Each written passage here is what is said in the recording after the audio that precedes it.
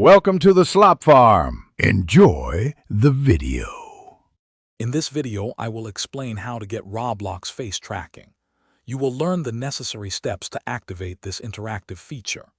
This process allows your avatar to mirror your real-life facial movements, bringing a new layer of immersion to your gameplay.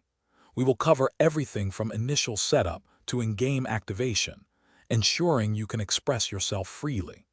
Get ready to enhance your Roblox experience with this engaging technology. Before diving in, let us confirm your setup meets the requirements. You will need a front-facing camera, ideally one that can capture at least 30 frames per second for smooth animation. It is also crucial that your Roblox application is fully updated to the very latest version available through your App Store. Finally, make sure your device's operating system itself is current, which helps prevent any technical glitches during use. A quick check now saves frustration later. Now let us adjust your Roblox settings. Open the Roblox application and head straight to the privacy section. Here, you will find a toggle switch labeled Enable Camera for Animation or something similar. Make sure to turn this important setting on.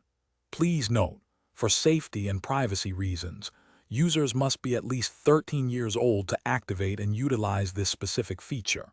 Confirming this step is essential before proceeding. Once the privacy setting is enabled, you are ready to activate it in an experience.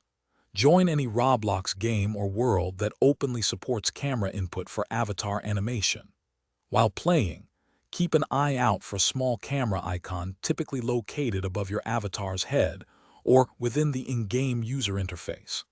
Clicking this icon will then activate your face tracking directly within that specific experience, letting your expressions shine through.